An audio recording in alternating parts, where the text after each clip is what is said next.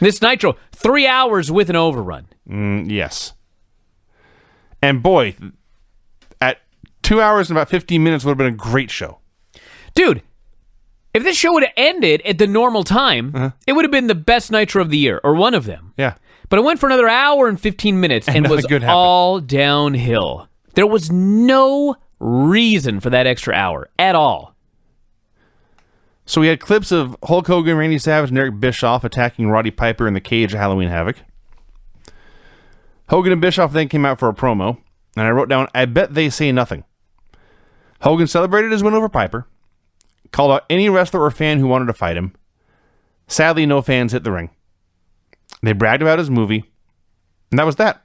The most interesting thing here was the battle royal in the crowd as fans were desperate to get on camera. When there was no Facebook or Twitter, this was the closest thing you had to getting your friends to see you on the screen. You know, the one thing that Eric Bischoff had over Vince Russo was every now and then he was good at his job. That qualifies. Eric Bischoff was the executive producer of Assault on Devil's Island. So he had a financial stake in this movie. Mm-hmm. Boy, oh boy, you want to know why the show was 3 hours? Because they made the announcement at the end of hour 2 that Sting and Hogan were going to sign a contract for Starrcade during the movie. Yeah. And then they spent an extra hour talking about this for 60 straight minutes. Pretty brilliant idea, actually. I don't know if it worked. I got to give them credit. Yeah. Then they go to the announcers. The announcers say, even though Hulk Hogan has claimed that he beat Roddy Piper won that match. Roddy Piper beat Hulk Hogan. Now, if you recall the storyline, Roddy Piper is the commissioner because J.J. Dillon got beat up and he's out of here, and they replaced him with Roddy Piper, right? Correct. So Roddy Piper is a high-ranking official in this World Championship Wrestling. Correct? Mm-hmm. So Roddy Piper signed himself to a match with Hulk Hogan at Halloween Havoc. Yes. And it was non-title. Yeah. What a goddamn idiot. I don't know what to tell you. Rey Mysterio Jr. versus Dean Malenko.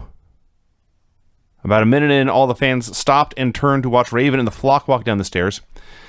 Now, when we look back at the Monday Night Wars, a very historic period in pro wrestling, a very important period in pro wrestling, think about great moments like Scott Hall appearing in the crowd, or Goldberg beating Hogan in the Georgia Dome, or Foley winning the title on Raw. An unheralded great moment was Mike Tenay announcing to the crowd that Raven had a lackey named Sick Boy, and Bobby Heenan's reaction to this news. Because Tenay's explaining as only he can in a very factual manner, that fourth man we see there, he is known as Sick Boy. At which point Bobby Heenan, who's been around pro wrestling all his life, just says, "What?"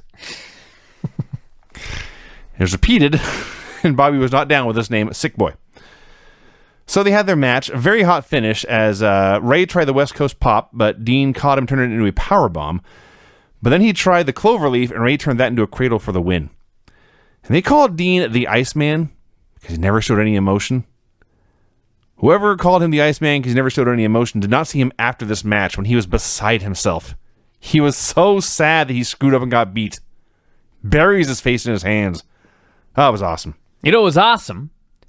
This was Rey Mysterio's hometown, and everyone cheered him when he came out. That's true, yeah.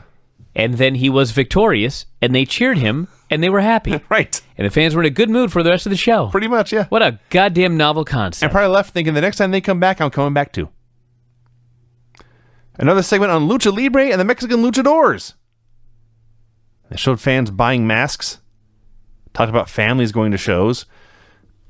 All the luchadors, and by this I mean perhaps every masked man in Mexico, spoke for about 2 seconds each about their family and what they had done. And they talked about El Santo being buried in his mask. And next week, they're going to talk about moves. And that was this week's segment on Lucha Libre and the Mexican Luchadors. I liked it. I have mentioned this before. The short-haired Nitro girl was the hottest Nitro girl. It was Halloween, and she was out here dancing in a leopard print catsuit. This did not change my mind. La Parka versus Glacier, who is still a thing. Can you imagine that we saw a match involving La Parka and Glacier. Yeah. This is something I didn't appreciate about it at the time, but I've really grown to as we have gone back and watched these Nitros. They were never afraid to just throw two random men in the ring and just see what happened. Yeah. And you would only see a match like this on Nitro. And hey, it was great. It was really good, especially La Parka. I know that's shocking, but he was awesome. He set up a chair, ended up going into himself. Glacier had a super kick and won. I called it a fun train wreck, which is not the right term. It was not a train wreck. No, it was just a fun wrestling match. It was a mishmash. Involving two weirdos. Yes. Gene Okerlund brought out DDP for a promo. Page got a huge reaction. Man, I wish all of the youngsters that are writing for WWE today would go back and watch this show and observe Gene and his absolutely masterful setup of his question to Diamond Dallas Page. It was a thing of beauty, the way that he asked this question. He, in asking the question, explained everything that had happened and then asked DDP's thoughts on it. I was blown away. And Gene probably could do this in his sleep. He didn't just come out and say, DDP, what are your thoughts on what's going on with this Randy Savage situation? Yeah, I'll have a Gene tribute moment later, but here the story was a Halloween Havoc. Page had lost to Savage because Sting, in finger quotes, had interfered. And Page, the babyface, was not dumb. He said that wasn't Sting, that was Hulk Hogan in disguise. So Hogan, you want to fight tonight? I'm your Huckleberry, essentially. No, not use those exact words, unfortunately. When they announced that Hulk Hogan was going to wrestle Diamond Dallas Page tonight, my very first thought was, bullshit. Now, was that your reaction in 97 or 2016? Tonight! Yeah. I thought there's no way on Nitro we're going to see Diamond Dallas Page versus Hulk Hogan. I thought for sure somebody's going to attack DDP or Hulk Hogan's going to pull out or... I mean, there's no way the match is actually going to take place. Like 2 years before this, Page was doing a gimmick where he was broke. Like a mysterious benefactor paid for him to come back and wrestle again or something. Now, I hate to give a spoiler, but the match not only took place, but they went forever, and it was pretty goddamn good. Oh, yes. I was blown away that they offered this match and delivered. Yeah. I couldn't even believe it. I still can't. They'd done such a good job with the Hulk Hogan that the idea that it would step foot in the ring with Diamond Dallas Page at this point in 1997, my mind couldn't even comprehend it. So after the break, Okerlund brings Zbyszko out for a promo. He immediately called out Scott Hall, and out came Scott Hall in 6. Hall had to be plastered. I was just going to say, I don't want to accuse anyone of anything, but it's possible Hall wasn't sober here. But you know what's funny? Great delivery. Great timing. Now, he did come out and he totally kissed up to all the fans like the worst heel of all time. And as he's doing it, Gene is standing there with a mic because he's conducting this interview. And Gene Okerlund mutters under his breath, trying to get over with the local crowd here. Yeah. That's Gene's job. To tell you, the viewer, what in the hell's going on. Yeah. So Hall, very wobbly, says Zbyszko is old. He stops to say hi to Kevin Nash. They replay the beating that Larry took the night before. Hall was so drunk, he did the down there joke twice. And when the second time, they cut to the ring and Okerlund's laughing. Dude, they're laughing because the second time, Hall is showing this footage from the night before, and Gene says, will you shut this footage off and just come down here? And so Hall stops and says, down where? And they cut to Gene, who has the biggest grin on his face, and Gene Okerlund goes, down here! He's smiling ear to ear. And suddenly, Larry just turns his back on Hall, and he's disgusted. And Gene just stops smiling immediately. It was so awesome. Hall sucked up to the crowd again.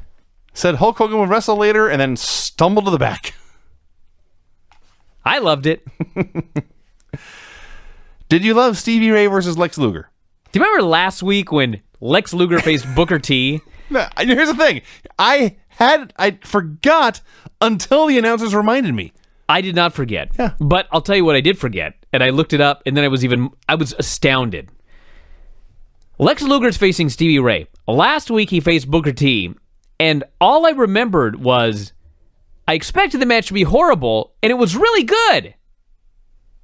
This match, I expected to be horrible, and it was horrible. It was very horrible. Now, in the middle of this horrible match, which, by the way, Stevie Ray looked like he was learning to run the ropes for the first time. I describe this as two guys with 5 moves doing their first match in front of a crowd bad. Mike Tenay says, Booker T, based on his performance against Lex Luger last week, he must have impressed the championship committee because they're giving him a shot at the U.S. title tonight. And as soon as he said that, I thought, that was a really weird way to say that. Tenay didn't say because of his win. He said because of his performance. And then I got to thinking, who the fuck won that match last week? Lex. And I went back, and sure as shit, Lex Luger beat Booker T. Yeah. And so that's what Mike Tenay had to come up with. Uh-huh. When he explained to the fans that Booker T, who lost to Lex Luger last week, was getting a championship match tonight. Due to his performance in that match he lost, he's getting a title match here tonight. That was ridiculous. Well, yeah. So Stevie Ray took many embarrassing bumps during Luger's comeback. Now, I remember earlier when you said the Hogan Piper Cage match was awful, but people were into it? Yeah. This match was fucking awful. But when Lex teased and then finally delivered the torture rack, none of that mattered. No, they love the torture rack. They love the torture rack. So Lex wins with the torture rack. He's like relieved the match is done. I can imagine. I was. And Mike Tenay says he was in a battle tonight with Stevie Ray. He was indeed in a battle. I want to know if Stevie Ray's getting a championship match next week based on this loss to Lex Luger. He might. Because we got to at least be consistent. If we're consistent, I don't care. If title matches are granted to losers, as long as every loser gets a title match, fine. At least those are the rules. Raven did a promo package from up in a tree. He was in a tree. Best part is he's in a tree, but he's still in his wrestling boots. He had to climb a tree in his boots. So he is saying everyone needs a sanctuary, a place to dream and hope, where the darkness will not be so frightening. A tree? So for some people, the darkness could not be escaped, and he understood those people could help take away their pain. And that's why he has a flock. And these are very, very similar to the Bray Wyatt promos. But they're about 10% more coherent, and that 10% makes all the difference. You know what, though? I actually think Bray's are better, because Bray, I think, has better timing and delivery, even though I understand more of what Raven says. Later in the show, when Raven tries to recruit Scotty Riggs, Raven just rushed through that whole thing. Just talking a mile a minute, and gave no time for anything to sink in. All I know is we've watched 4 or 5 of these Raven promos now, and every time he's done, there's one line in there where I go, that's what he's talking about. And I've watched Bray Wyatt for 2 or 3 years now, and I think there's been about 2 promos I've actually understood. No, that's true. Eddie Guerrero versus Y2J. This match was weird. It was good, but at the end of this match, Jericho suplexes him from inside the ring to the outside. And for no reason that I can explain, Jericho sold this, and Eddie crashes and burns on the outside and then just jumps to his feet and does a frog splash and wins. Well, you see, what happened? The night before, Chris Jericho had botched a top rope hurricane Rana on Halloween Havoc, landed on his head and nearly died. And they showed a slow motion replay of this, and I screamed in 2016. So his head, neck, and shoulder are all taped up. And Eddie is working over the shoulder. He sells forever, then has a shoulder breaker to cut him off. And he's working him over and working him over. And Jericho makes his comeback. And when he hit first he hit a superplex. But even on contact, he sold his head and shoulder, so he could not make a cover right away. And then they fought over the suplex. But as Tenay explained, and because Jericho had just been selling this made sense to me, as Eddie was in midair, Jericho's shoulder gave out.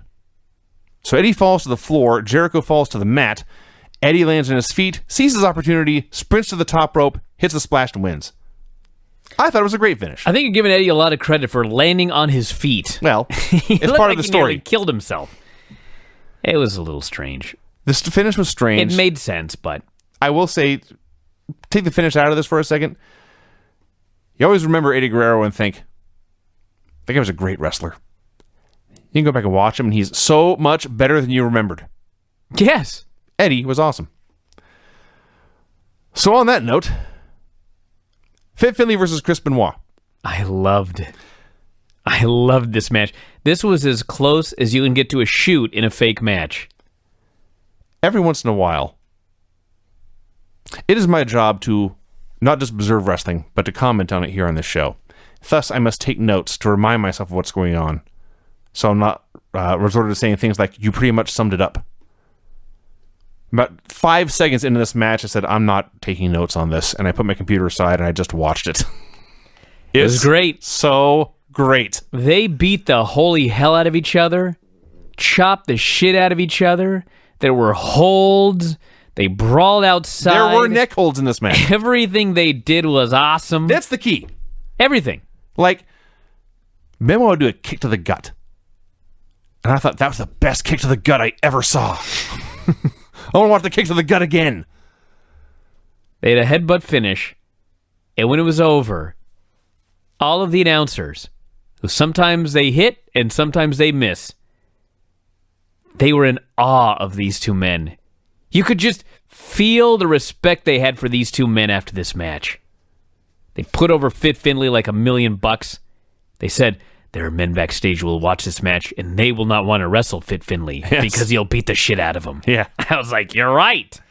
This was a match I could watch 1,000,000 times. There was a point where Finlay was working him over on the floor, and he goes to throw the overhand chop, and Benoit dodges, and Finlay slaps the post really hard with his hand, and just keeps on wrestling. This was awesome. And I believe this is where the show dropped off a cliff.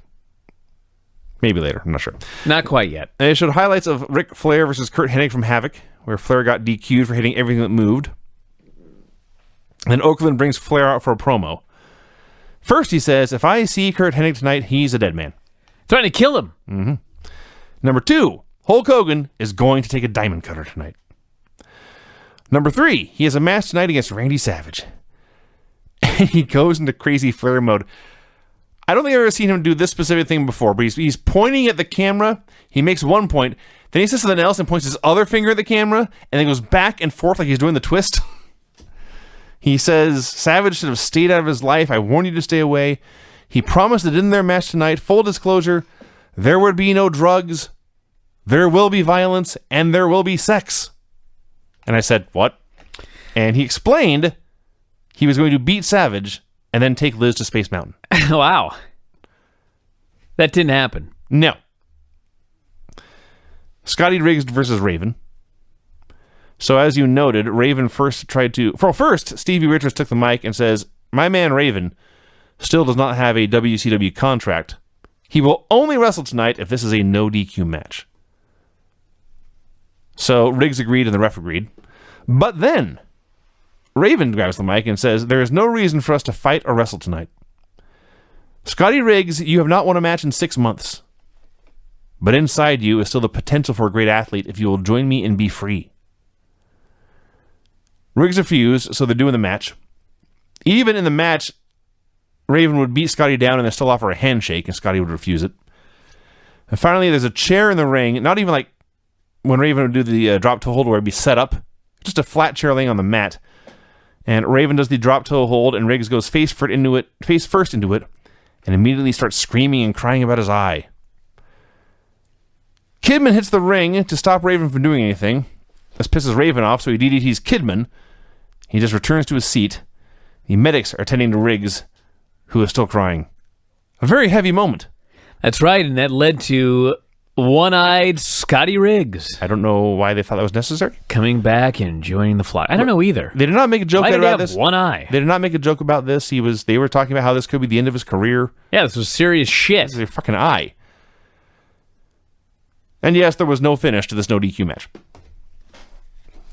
Diamond Dallas Page versus Hulk Hogan. See, right here, this should have been the main event, and then the show should have gone off the air. Yes. With the announcement of Sting tomorrow on Assault on Devil's Island, because everything after this was irrelevant. I thought this match was really good. It was a very good TV main event match. Hogan was especially great. with the story of the guy who is already the all-time legend versus the guy who still needs to be elevated to a legit main event role. I guess he's been elevated pay-per-views at this point, but he was not a world championship contender type of guy. So they had Michael Buffer there. I don't think DDP had headlined any pay-per-views. I think he and Savage had done one or two by this point. Because Hogan didn't main event every show when he was champion. Regardless. Often on the show you have transcribed Michael Buffer's intros. I know you did for the what the hell was that terrible cage match at Uncensored? A triple cage match of doom or whatever. Whatever it was called, yeah. So I was watching the show before you, and I texted to see if you were going to do this, and didn't hear back. I said, okay, screw this. I'm going to do it. So here we go. Coming to the ring, wearing denim and black. He weighs 256 pounds. From the famous Jersey Shore, he is known throughout the world of professional wrestling as one of the most dangerous opponents anyone can face. Tonight he shakes off the pain. He shakes off the injury of last night's Halloween Havoc to once again meet the challenge. Ladies and gentlemen, the master of the diamond cutter, Diamond Dallas Page. That wasn't too bad. There was a part there where I couldn't understand what he said. And now, ladies and gentlemen, about to make his entrance to the ring, a man who needs no introduction the world over. Coming to the ring at this time, the most recognizable face and persona in the history of professional wrestling. He weighs 275 pounds, wearing black. He comes to us from Hollywood, California. Here is the leader of the New World Order, the reigning, undisputed WCW NWO Heavyweight Champion of the World, Hollywood Hulk Hogan. Not bad. It was mostly Page's what was funny tonight. And when he got to the part about denim and black, it made me laugh. Wearing denim and black. And then one of the most dangerous opponents anyone can face. Yeah, he had to have written that himself. Oh, I guarantee you. So this was, I believe, the debut of Page's jeans and taped ribs look, which... I got to ask these guys if Buffer told them what he was going to say before the match. Or if they'd go up to him and they'd say, Michael, what are you going to say about me? And he'd say, you're going to have to wait, brother. You'll see. So yes, I believe this is the first time that Page wrestled in jeans with ribs taped, a look he maintained for like 3 years. So the story of this match, as noted, Hogan was the legend here, and Page was trying to prove he was in Hogan's league. And so Hogan, for 10 minutes, took 99.9% of this match. He stomped him, beat him, slammed him, hit a jumping knee to the face. That's right, he had chain wrestling, Yeah. Harley Race flying knee like Triple H. I thought he was going to kill himself. Yes. For 10 minutes through here is a total of Page's offense. He had hit one clothesline, he had done one arm ringer, and he had teased a diamond cutter. And after this teased diamond cutter, and after this clothesline, Hogan bailed to the floor and stalled time forever. There was one spot where it was like Hogan whipped him into the ropes and went for a clothesline, but Page ducked, but then Hogan hit another clothesline anyway. Yes. It was like, that was a cool spot, you guys. That's awesome. Wow. How long did it take to come up with that one? Duck, but then I'm going to hit it. Yeah. Oh, okay. See, you were one step ahead of me, but not 2 steps ahead of me. So finally, after this clothesline and hip and arm wringer, he hits a knee to the belly and a suplex, and he makes a cover, and Hogan gets a leg on the ropes. That's a great heel right there. He's taken 2 moves in 5 minutes and 4 moves in 10 but he's still going to kick out. He's going to get a leg in the ropes because he's lazy. So Hogan keeps beating him up. Page is selling his ribs even while running the ropes. Hogan slaps him in the face and says, "I'm going to take your old lady out next." And this, of course, inspires Page, who fires back with a flurry of punches. And he makes his real comeback, punches Hogan out of the ring. This time, he's not going to let Hogan stall for time. He follows Hogan out there and punches him some more. And he throws him back in, but Hogan cuts him off and hits the big boot. It is now time for the leg drop and time for the main eventer to be the upper mid-card guy. And everyone knows this. Except Hogan misses. Place goes nuts. As Hogan is selling, Page does that thing where he points to the crowd and spins. They're all going crazy. They know there's a diamond cutter coming. And then a Sting runs out. Can't even see a fake Sting, just a Sting. And Page hits the Sting with a diamond cutter. It's a DQ. Hogan begins to whip Page with his weight belt. All the B-teamers come out, and that was that. Really good match up to that finish. I was a big fan of Hulk Hogan hits a big boot, and he goes for the leg drop, and Page moves, and the announcers are amazed. But then they remember, Page watched a lot of film. He learned. He studied what might be coming after that big boot. There's a game plan, a combo Hulk enjoys. The big boot, 4 minutes of flexing, and a leg drop. So the NWO is beating up Page. Out comes the real Sting. Place is going nuts. He steps into the wrestling ring, and there is Vincent. I know what you're going to say, but I'm going to defend Vincent. No, you're not. Yeah, I am. You can try. I am. This dude could not figure out how to take a scorpion death drop. For the life of him. He couldn't do anything. He was completely useless, but he had to spin 2 different ways to figure out how to get backwards looking up for this stupid move. And man, I was fixing to just write a burial of this guy. But then Sting goes over and he hits Hall with one. Hall didn't know what to do either. Hall couldn't figure this out. And then he hit Hennig, and Hennig couldn't figure it out either. And I was like, it must be just a really awkward... I mean... It is. I guess it is. But like, there's no other move. Maybe there was no other move these guys had ever taken where they had to be in that weird position. But nobody could do it. It wasn't just Vincent. Everybody was clueless. But Vincent was worst. He was the worst. That's by far true. It's not like he's the only one. Perhaps they should have rehearsed this more. How to get punched in the gut and get grabbed for a reverse DDT. It's not like you couldn't figure out how to feed a DDT. It was at least a reverse DDT. All I know is I'm watching this as Vincent takes a minute to get into position with this reverse DDT, and I just think, you have one job. Your job involves being out here for 5 minutes charitably on camera. And I'm well aware you're making a lot of money right now. You couldn't have planned this clearly not that much ahead of time to figure out how to get into this move. So Sting hit terrible DDTs and everyone. The best part is he hits Hall with one, Hall's laid out. He hits Hennig with one, now Hennig's laid out. Conan comes back to the ring, apparently thinking he will punch me and I'll take a reverse DDT. But Sting punches him. Hall and Hennig haven't moved, so the ring is full, and so Sting just throws Conan out.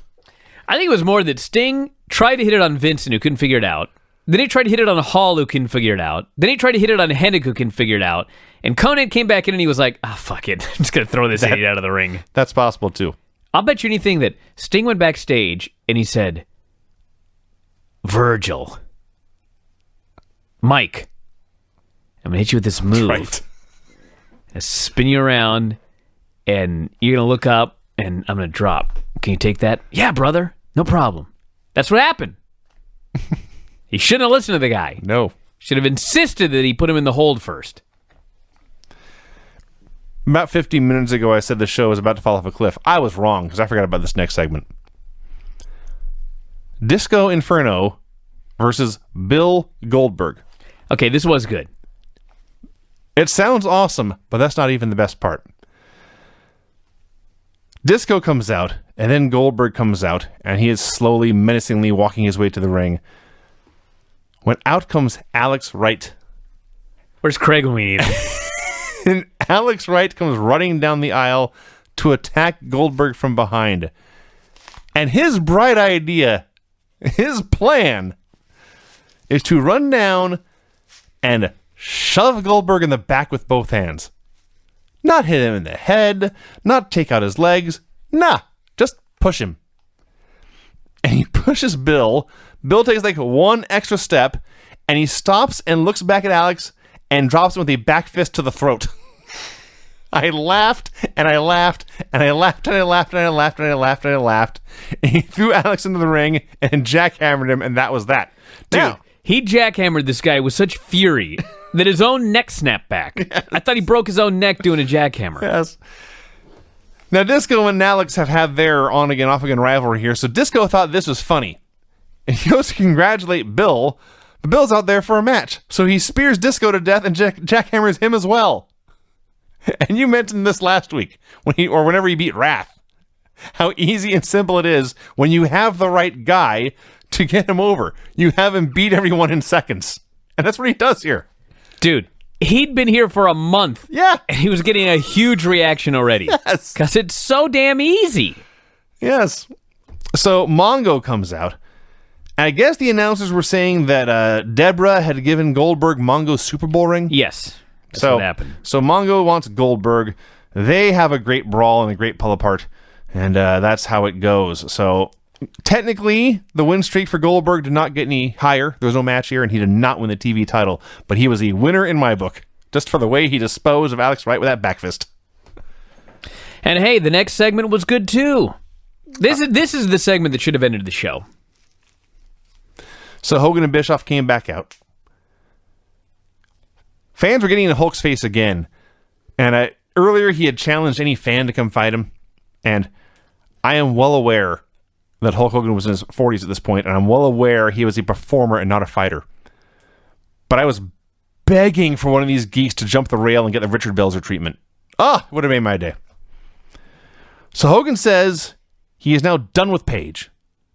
And after that coward Sting, if Sting really wants a title match, I'm going to be in Las Vegas tonight for the premiere of my movie Assault on Devil's Island.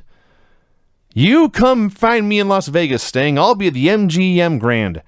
And we here at TNT will cut away during the movie to see if you show up and sign my contract. And there you go. That was that. Announcers were going nuts for this. Tony's marking out for Hogan's heel comments at the beginning of the interview. I thought this segment was great. I thought it was a very, very clever setup to get people to watch the Goofy movie. And as noted, this is where the show should have ended, because everything after this was an utter waste of time. Yeah. Oakland brings out Ted DiBiase and the Steiners for a promo. Boring.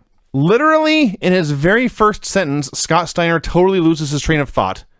And Gene steps in to save the day, get him back on the rails, and get him going again. Gene was great. But yes, they had nothing to say. They were champs now, and they wanted to fight people. This led to Steiners versus Public Enemy. A match I was very much anticipating. And it sucked. And very much disappointed by. I think there was one power spot where Scott press slammed Rocco. Other than that, Public Enemy stalled forever. Got the heat on Scott by doing nothing. Rick came in, hit a couple of clotheslines, and they hit the Bulldog, and they won. Boring. Maybe the only boring match the Steiners had in WCW. Booker T versus Kurt Hennig. It was easy to say, I was not into this. And I thought, well, it doesn't help that the announcers are only talking about Hogan's movie and the Sting contract tomorrow. And then a young boy in the crowd said, boring. It was boring. And I thought, well, that's not the announcers then. So Miss Elizabeth comes out, and then Savage comes out. Liz takes the ref. Savage goes up to hit the big elbow, but Booker is making a cover, which means Randy has to hit the big elbow to the small of Booker T's back. I bet that sucked. Flair runs out to attack Hennig and chase him to the back. The last time this happened, I remember how fast they were moving and how great it looked. Flair very much looked like a middle-aged goof here in this running segment. Total waste of time.